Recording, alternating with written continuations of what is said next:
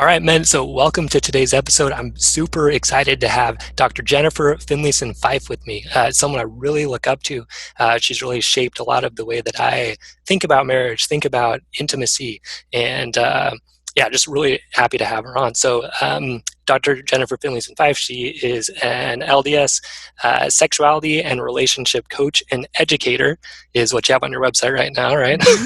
Yeah, yeah. So you Uh-huh. do all of that. She's a hmm PhD. Did her PhD studies about women's sexuality, specifically in the Church of Jesus Christ of Latter-day Saints, the LDS culture, that we're both members of that church. Um, so yeah, anything else that our audience should know about you? I am a licensed therapist in Illinois. I do a lot of online work, so I work, so I do a lot of coaching online and then do online courses and things like that for people, so they're able to access my materials from wherever. So yeah, Yes, yeah. yes. So yeah, I've bought several of those. I love them. Definitely recommend them. Um, I guess one question I actually had for you. So the women's sexuality one, would that be a good one for a husband to buy just to kind of understand what's It going on with can his be wife better? actually. Yes, because there's a lot about teaching women about women's sexuality because we tend to be a really male focused society around sexuality. We tend to think of men's sexuality as the defining reality, and women are often sort of defined in reference to men's sexuality. So it's definitely valuable in that sense. But the Art of Desire course is really kind of designed to help women in their relationship to themselves as a whole to kind of have a stronger sense of self and deeper integration with their body and their sexuality. So it could be valuable to a man for understanding a woman's sexuality, but it's really about women coming to kind of more be more deeply integrated with their own selves and their strength. I am developing a men's sexuality course that I'll be teaching. I've done it once. I'll be teaching it again in the fall to a small group, and then in the winter of 2021, I'll kind of release it to a lot more people. But I will be taking up a lot of the, understanding women's sexuality and educating men more about it in that course to be, more educated and better lovers and things like that. So Great. yeah, Great. Well, it yeah. sounds awesome. We'll be watching for it. So maybe we can get a little sneak peek into it here Some with teasers, with yeah. with Yeah. with the first Uh-huh. question. So the first question I wanted to ask you is just kind of going off of this. Like, how would you describe the female sexual response? So let's say I see my wife. She's in bed. Let's say, and like, how does she go from not even thinking about sex to actually enjoying having sex with me as her husband? hmm So, of course, I can't speak for all women because, of course, there is quite a range. But Sure. generally speaking, I would say that more women than men have the experience of responsive desire as opposed to spontaneous desire. The reality is that for men and women, it's always responsive, and that is to say that you experience or see something in your environment, or have a memory or something like that, and so it's a stimulus or a trigger, and then your body responds. The reason why probably more men than women think of their desire as being more spontaneous is because men can get aroused more quickly. Mm. So they can go from just seeing something attractive, seeing someone attractive, and immediately feeling a physical response, where women are actually more sensitive to those cues based on research that shows that women's bodies are actually responding more to the cues in their environments than men are. But women are slower to move into a psychological state of desire because women are generally pickier than men are. And if you think about it from an evolutionary perspective, that makes sense. If the only goal is to reproduce, for men it's not a big cost to reproduce if that baby's growing inside another person's body.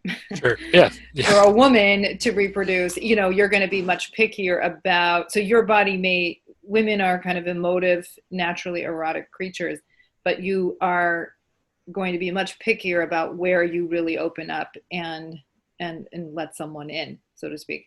So That is to say, so women, it feels much more responsive because it takes more to say, I choose this, I want this. And, the Kinsey research talks about men's arousal pattern is much quicker, women's arousal is slower. It's the same idea. It takes a little bit more coaxing, in a sense, even within yourself, for many women to move into a state of desire, not just arousal, but desire. Okay. So arousal is when your body is moving towards lubrication and sexual capacity, meaning the ability to have intercourse. But desire is the psychological state when you say this state of arousal is meaningful for me, that I want this, right? Okay. So because women are pickier, they may be slower to move into that psychological position. Yeah. So one of the things I talk about in the women's sexuality courses, there's a lot of things that a woman can do to facilitate her own arousal, and so from that question of if your wife is in bed and she's thinking about the children and school next day and what needs to be packed, and right. she's not thinking, oh, my husband is so sexy. Okay. Right. She's not thinking that necessarily. And so it's a shift, and often a very deliberate one, to say, I want to move into this state. I want to go in that direction. One of the things that is often hard for women, especially if they've grown up in a culture or an environment in which the idea of sort of conscious arousal or conscious sexuality is forbidden, that the kind of permission that one must give oneself is often not been enculturated into their way of thinking. So if sexuality is forbidden, and you think of it as the wrong way to be or something you shouldn't encourage in yourself, you still may get plenty aroused and have plenty of desire when you're dating, because all the factors that create desire are high when you're dating. Novelty, uncertainty, the high validation of having this person that you are attracted to be attracted to you. All those things make arousal and desire very easy premaritally. But once you are married, then it's, once you're in a more legal and non-forbidden state, okay, or you are, everything's kind of normal, and the domestic aspects of life kind of bombard you, then it needs to be much more deliberate, that I'm choosing to coax this into myself, like to move in that direction. So you have to be okay with that, or to see that as a positive thing in your life. So it's not, I think a lot of times men feel like they seduce their spouse, and there's certainly something to that, okay, to being a desirable presence. Yeah. But so much of it is about also a decision on the part of the wife about what she chooses and wants. And so there's the issue of her own comfort with her sexuality and her comfort with encouraging and fostering this in herself. There's also the issue of, do I want to be sexual with my spouse, and why or why not? Because in line with the idea that women can be picky, the relationship status and what's going on in the relationship can be big, can have a big impact on desirability. Sure. And so, physical appearance is a high impact for men. It matters for women, but definitely not as much. And kind of the question of how much does this person care about me? How invested is he in my life? Those are high meaning factors in desire for many women. Nice. So if I had to try to summarize it, so there's the kind of physical arousal that can happen, and that can be from different cues, but the actual desire, saying like, yeah, I want to do this, I want to experience this, I want to experience this with my husband, there's kind of a decision making process that goes in there. And as husbands, we can kind of influence that and that's what we're going to kind of talk about, like as far as not doing things that are unattractive and trying to do things that are more attractive. But at the end of the day, it's also going to need to be her decision to go into it. So, because I think making a choice. Yes. Yeah. I think as guys, like you mentioned, a lot of times we think, well, if our wife isn't into it, that's on me 100%. Like, it must be something I'm not doing, or that I am doing that's having her not get there. I know I thought that for a long time. Like my audience knows, my wife went through a lot of really hard sexual trauma. So there's that piece on top of it. Right. That yeah, I mean, there's things I could do, but at the end of the day, it is kind of her choice to go there, like you're saying. So I like Yes. that a lot. Yes. Yeah. Yes. So kind of going into those questions then. So now we understand like kind of what happens, that it is going to need to be her choice, but what we can control is how attractive or unattractive we are, right? Mm-hmm. So what are some of the things in your experience that you've seen that husbands do that make them less sexually attractive to their Mm-hmm. wives? What are things that guys do that really turn their wives Being off? sure. Okay. Being needy. Mm. Being pathetic. I sound really mean, but I whether or not we as women think we should feel this way, women tend to be drawn to strength. Mm-hmm. Okay. And strength is not dominance necessarily. Strength is not about controlling someone else, although people can play with those ideas in sexuality and enjoy them. But strength is it's backbone. It's a sense of comfort enough or confidence enough with oneself. There's a lot of weak people, and I'll speak about men in this sense right now. There's weak men out there who are so weak that they have to bully and dominate. And that's not what I'm talking about in strong. Strong, you don't have to control someone else. You can control yourself. You don't need to get other people to tell you you're okay, because you can hold on to a basic sense of your sufficiency without having to feel superior or inferior to other people. You can be honest when you're strong. There's a lot of men that are such nice guys, and I do talk about this in the men's sexuality course. They're so nice, quote unquote, because they're trying to get their spouse to think well of them, to want them, to, validate who they are. But it's a niceness that's driven by neediness, not by strength, not by the ability to actually invest in their spouse and out of their strength care about their spouse. And so when it's tracked as that meaning, you're being nice, but then there's a hidden contract. There is a sense that I'm supposed to pay you back for your niceness, and I'm supposed to pay you back sexually or whatever it is, that very quickly becomes undesirable. Yeah. Yeah. Right. And so a lot of men hear this idea, if you load the dishwasher and you do A, B, and C, Yeah. and they're there scrubbing the floor, load the dishwasher, and she's just like, now you think you're owed, and there's no way you're not going to get it. And, it's it can go badly for couples, this kind of nice guy implicit contract. And so so that doesn't go well. I think not being straight about your sexuality, needing your spouse to validate the legitimacy of your sexuality. We talk about women's anxieties about sex a lot, but men have a lot of anxieties about sex too. They're supposed to act like they don't. They're supposed to be the ones, and women do this to men as much as men do this to men. You're supposed to be confident. You're supposed to lead me, the female, into my sexuality. We put a lot of pressure on men. And so then they've got to pretend like they're Mr. Confidence and so on. And that's just not fair. But I think what a lot of times men do too is that they want the woman's desire and desire for him to legitimize his sexuality. And so they're giving the woman a job that she can feel. And that undermines her pleasure and her desire, because in the name of pleasure and desire, she has a job to do. She's got to handle the ego of the husband. And that is not desirable. That's not about play. That's about work. Yeah.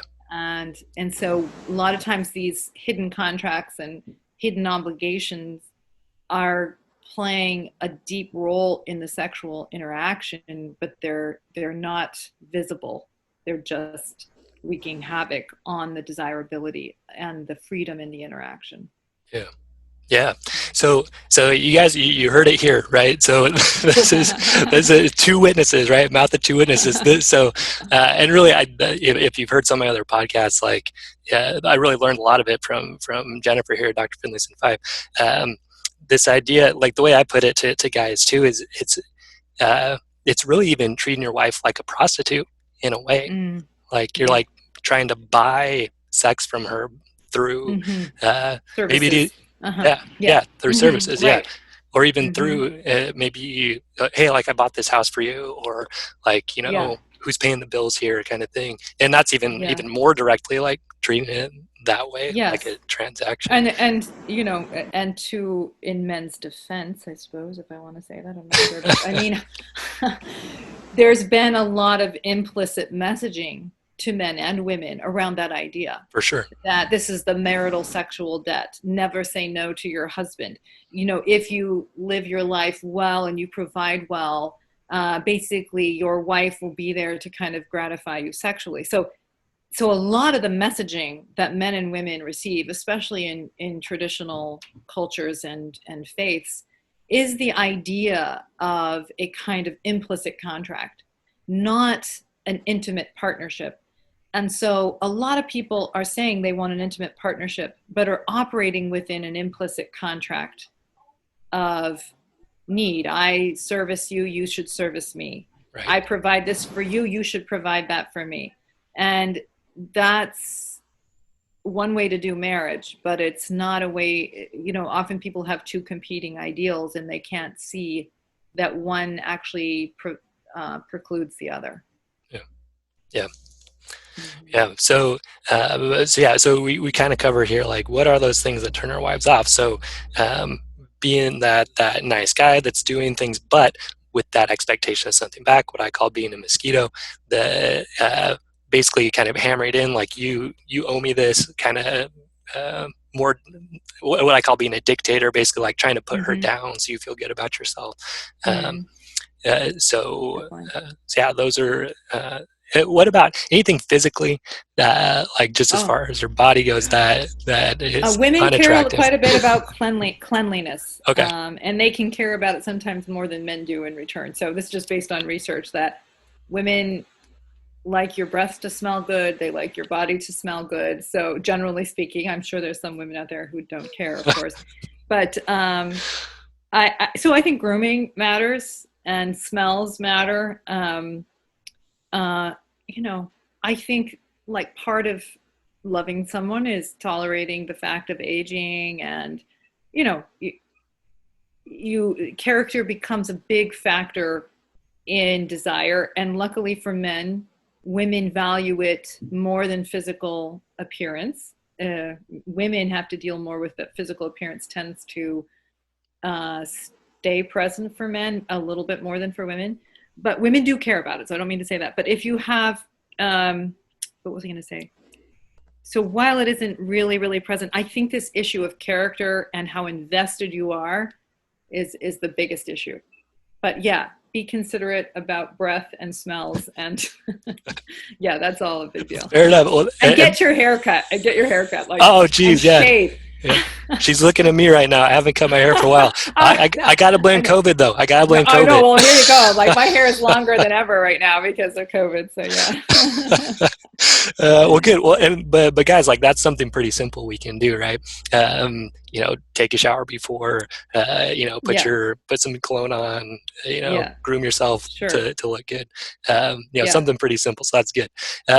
So we've kind of talked about what not to do. So as far as what to do, what is more attractive?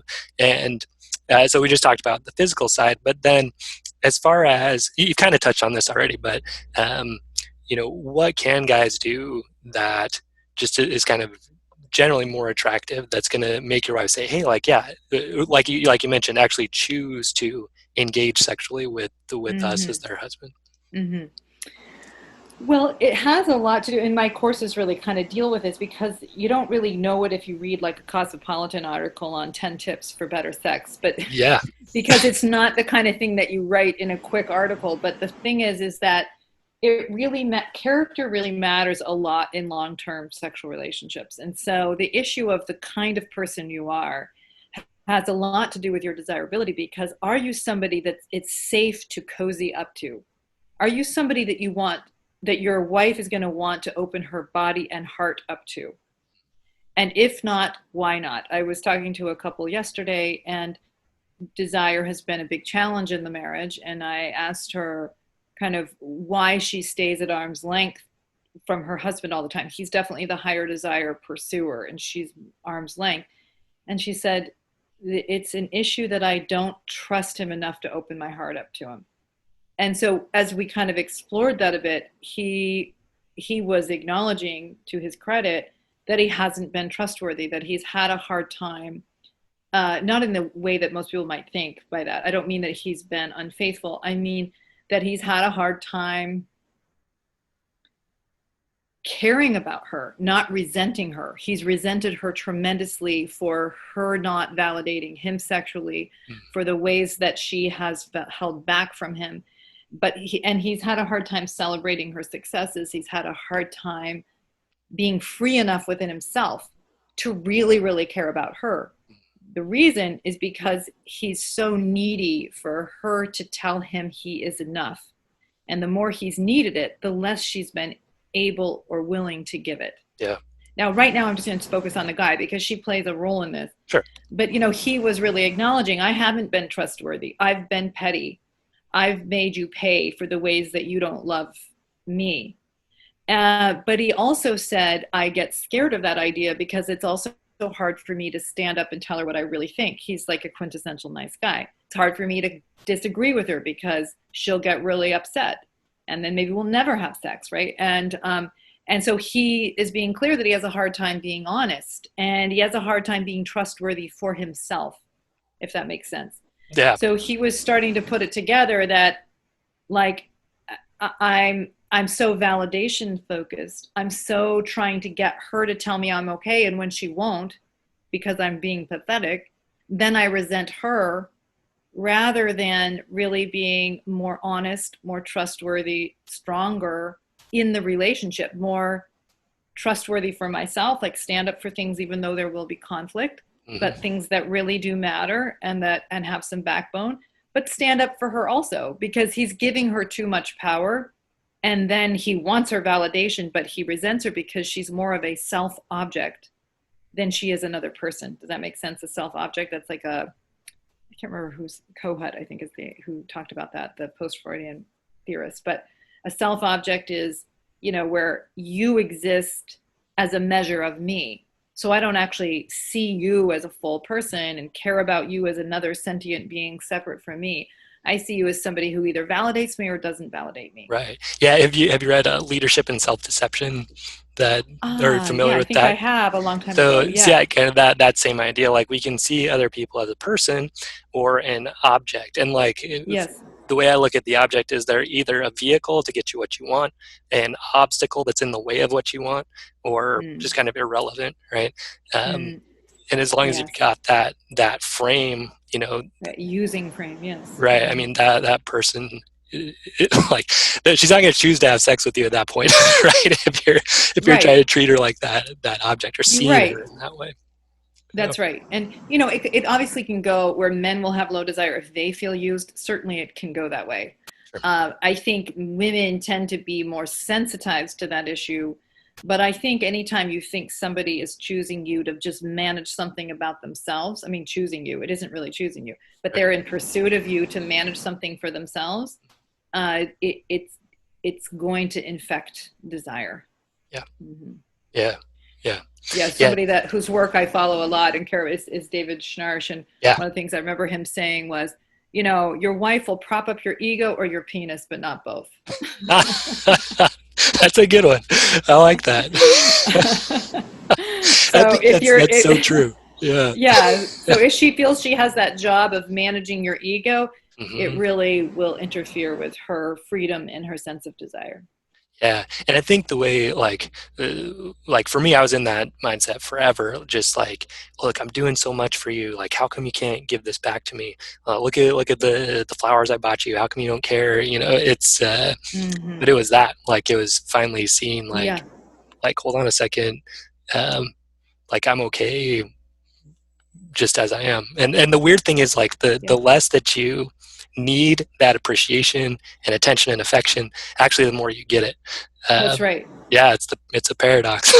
It is, because the more, I see this with clients all the time, the more the client I was just speaking of has actually he's gotten stronger, and you see him kind of holding his own more, and she's growing more invested, likes him more. There's less conflict. He's more trustworthy. So he still has a ways to go in that sense, but he's making meaningful progress. And he literally in front of my eyes is becoming a more desirable person. You can feel it in his presence. And he looks the same as when I started working with him, but you can feel he's more solid. And, and that's a really important thing. Yeah. The way I try to teach it to my guys too is like the 3 steps to getting a great marriage is first is getting strong. So getting strong in spirit, meaning like you have a good sense of who you are, you got a mission, you know what you want out of life. Getting strong mentally, so you're not, so you can control your thoughts emotionally, so you're not taking it out on your wife. And then sexually, that's more what I call get attractive. That's like building those interpersonal skills of communication and sexuality and intimacy and all that. So awesome. Let me see. So as far as kind of building up that strength, like we talked about. And I think you mentioned something too that I try to teach now too is being willing to say things even if your wife doesn't like it, or even if you know your wife's not going to like it. Actually, the courage to be honest. The courage to be honest, and I'm not talking about being indulgently honest. I don't mean like you're saying things to flatten your spouse, but you're saying inconvenient things because it's important to deal with what is. It's important to kind of be able to get the issues on the table that you can both look at them. And if you really are being honest out of courage, you're willing for your spouse to be honest too. Meaning you want to know what's true so you can actually work together to solve it. But a lot of us want someone else to solve our problems. We want someone else to make us feel okay. We want to be in either the entitled position of you owe me my happiness, or the selfless position. Selfless is not the right word. The kind of self-abnegating position as like, I don't have a right to stand up for what I think and feel. And those are all weak positions, and you can't build an intimate marriage if you take them. So you have to push yourself into taking deeper responsibility for who you are, your impact on the marriage, and for what you desire to create in your marriage, whether that's a good sexual relationship, a more meaningful friendship, and you're willing to look at who you are and how you contribute negatively to that as much as address what your spouse does. But it's not to hurt the other person or even to self-abnegate. It's done to create better. And that takes courage, because it means you sacrifice the positive view of yourself that you want or the positive view of your spouse that you want, even, for what is, so you can create something genuinely strong. Yeah. I think too, there's a fear in there. You have to also risk the current marriage that you have, because you're kind of like, well, it's kind of okay, but if I bring this up, is it going to get way worse? Absolutely. And it often does at first. Right. It does. At first, people can be like, oh my goodness, maybe the truth is going to kill us. For sure. I know, like in our own marriage, some of the big ones that have seemed almost impossible were this about sexuality, me kind of letting my wife know, like, hey, I know it's hard for you, but it's important for me to have this part of it, so can we figure something out? And then her having some questions about our faith, like, and me needing to like understand what all that meant. But like, those are the big things that have really built us into an amazing marriage, and we wouldn't have gotten there if we wouldn't have done exactly what you're saying, trying to be like having the courage to just bring that up, because it's who you are. It's important. It's so important to you that you can either you can lose who you are completely, or you can bring this up, kind of like getting to that point in a way. A lot of us talk about how important the truth is and so on, but dealing with the truth takes tremendous courage, and a lot of us don't believe in the truth that much. That is to say, we would rather live our lives in a kind of pretense than to really deal with what is true about ourselves and our relationships. But so it takes that courage, but the people people that have peace are the courageous, meaning dealing with what's true so you can deal with it directly allows you to create better and to choose better. And so those are the people that really enjoy peace. It's when you're always running from what's true that anxiety kind of infects your relationship to yourself, to others. So it's even hard for me sometimes as a coach or a therapist, like to be able to say to people things that are true that they need to deal with, but they don't want to hear. Yep. And there's a part of me that often wants to pretend with them that I don't see what I see. But it's like the only way that I've seen people really get stronger is when they confront what is. Yeah. Yeah. Yeah. And that's definitely, definitely true. So, let's see, I wanted to ask this question. So so a little bit more kind of tactical maybe here, but so going back to that example, right? So your wife's in bed or sitting on the couch or something, you're kind of feeling in the mood, you're feeling like you want to have sex. What are ways we can approach that is more attractive than just coming up to our wife and saying, hey, like, are you in the mood? Or, hey, do you want to have sex? I feel like we do that a lot. Yeah, sure. As guys. Like and I think it's not super effective. His pickup line is want to do it. I'm like, wait, really? She doesn't get turned on. That's so weird. Okay. Yeah. So I want to really try and be tactical, meaning so make sure I come back to it in a kind of practical way. But one of the things that is problematic is even if you were to go and say exactly what I'm going to say right now, if you don't have a mind that matches that, it won't work. Yes. That's the thing. It's like, it's one thing if you don't know the person and you're at a bar and you say the great pickup line, okay, because she doesn't really know you. Right. Well, then you might pull it off. But when your partner knows you and maps you all the time and knows every move you make, you can't really shortcut development. You can't short circuit the process of actually getting more solid. Like the client I was talking about, his wife's actually feeling more open with him because she sees him getting more solid, but you can't pretend that. It's not about the lines one says, it's about something getting more solid within oneself. So the reason why I'm saying this is because want to do it is more, I mean, I know that wasn't your line, but some people's line. It's kind of communicating the way you see sex. It's a superficial, transactional, it's like going to the amusement park. We're going to, trade orgasms perhaps, but that's the level at which this is. Okay. Also, I'm saying it in kind of a cheap way that's easy for you, wife, to dismiss. And it shows I lack courage in a way. So, a lot gets communicated about our mind through simple utterances or non-utterances. Yeah. Right. And that's what the level at which sex is getting negotiated is mind to mind. Right. David Schnarch talks about this idea quite a bit. So, I think if sometimes I'll role play or I'll say something in a session and the wife will be like, yeah, that. I want you to say that, like to her husband. Mm-hmm. But the thing is, it's a different mind. It's a mind that's really invested in the woman. Yeah. Right. And so if it's like, it's unapologetic. I think one of the questions, Mike, that you wrote was something like, how can you initiate without, some people don't initiate because they want to respect their wife. Right. Right. And I think that you have to think about what is not respect worthy about the sex that I'm offering, right? Because, and I really mean it as a real question, is there something about the way that I'm sexual that I have to apologize for? Or is what I'm offering something that I don't need to apologize for? Now, that doesn't mean you need to force it on her, of course. Right. That doesn't mean that she doesn't have a right to still say no, but the apology shouldn't be coming out of her response. The confidence doesn't come out of her response. The confidence comes out of confidence in what it is you're actually offering.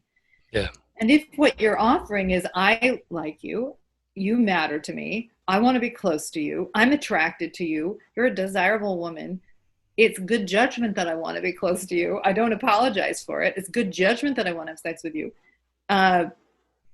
Like I like the pleasure of sex, but this is about making love to you.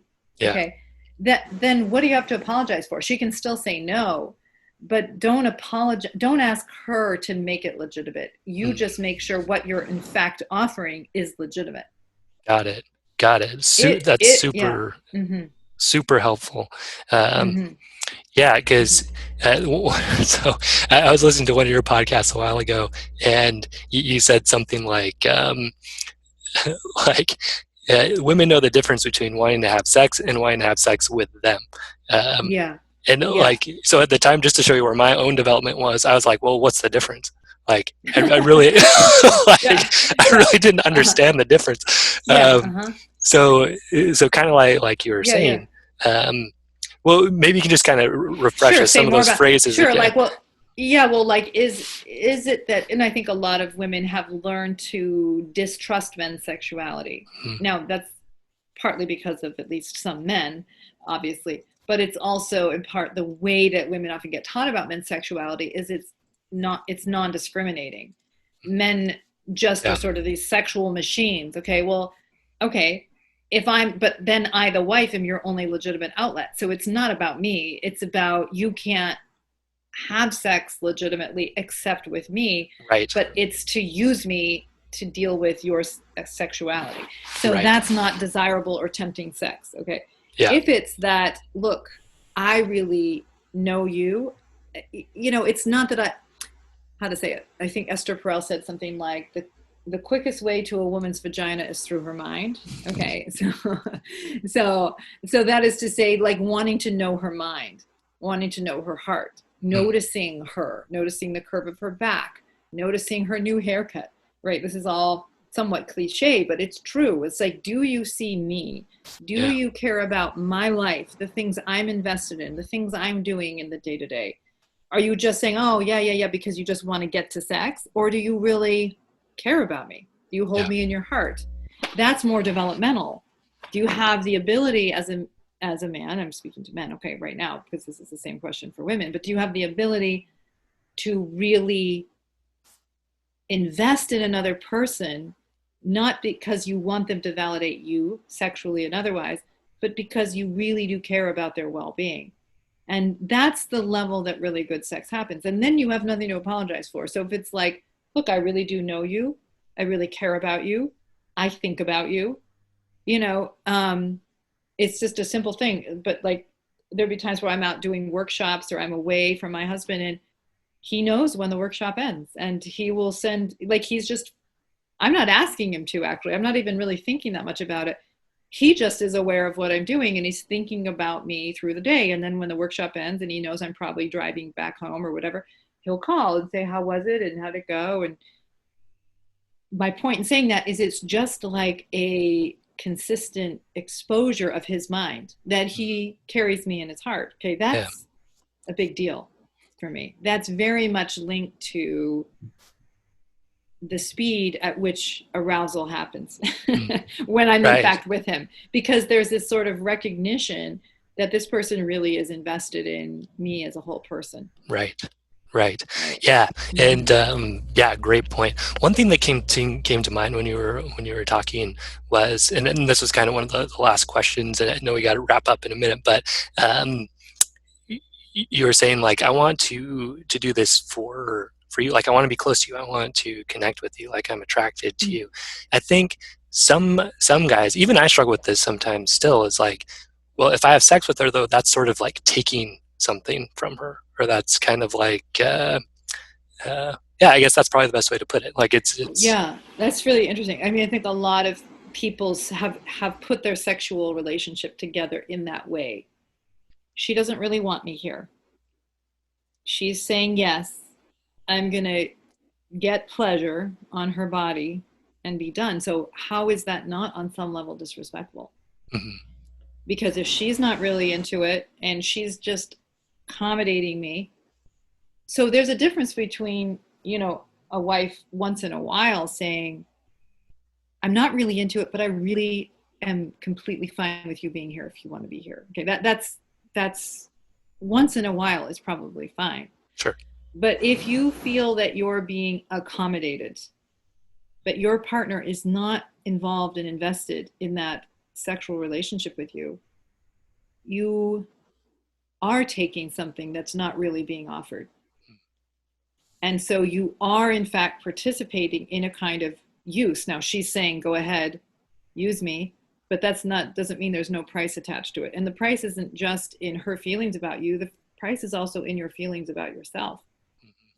Because it's kind of, I just sound mean right now, but it's being pathetic. It's basically taking something you're having sex without being wanted. Now, a lot of men might say, well, that means I'll never have sex. Okay. But that still might be better if you care about your self-respect and your dignity. And I don't mean you should just now resentfully say you're never going to have sex again, but to say, I want to be wanted, but I'm certainly participating in a system in which it makes it very hard to want me. And I'm making it clear that I will basically take crumbs instead of really operating like a person that wants something reciprocal. Yeah. And I don't mean you're demanding her validation, but you're saying, like, I really want to be sexual with you. I really want a good relationship with you. In every sense, sexually, emotionally, and in all those ways, you matter to me. But I'm not willing to have sex when you're not choosing it also. Yeah. Because it's bad for both of us. It's bad for you. It's bad for me. Right. So once you've dealt with that, well, then it's not in the frame of you're taking something. Because that's the kind of cultural misunderstanding, is that, I mean, sex when it's its best is, women are being sustained, nurtured, loved through their sexuality, right? It's not about taking at all. It's a kind of mutual sharing, a kind of profound communication through the body that's both pleasurable, loving. It's a kind of giving and receiving that is not transactional. It's about a deep kind of being with. So it's not about you're servicing anybody. Right. Yeah. So you have to really confront that servicing frame if it's there. Yeah. Mm-hmm. Yeah. Because I think, so just in my own marriage, like, because there's been that abuse, right? And really bad abuse. I sometimes get into that mindset, but I really like what you said. I think it's when I approach it more that it's knowing you. I mean, like, that's how the Bible says it, like knowing you, right? So, like, even if we start going and stuff comes up, like, I just want to know that, like, I want to, be with you in that way, even if that's going on, right? Yeah, that's a good kind of breakthrough for me. So thank you. Yeah. And being able to tolerate the disappointments, or tolerate the exposure, tolerate that things may not, that your body may disappoint you, or that you might have a traumatic flashback or something, but that the sense of partnership is primary, and that we're friends, and that we're not going to take advantage of each other, including a low desire person not taking advantage through never dealing with his or her sexuality, right? So we're not going to take advantage of each other, because we'll both kind of work together to create something stronger as a couple.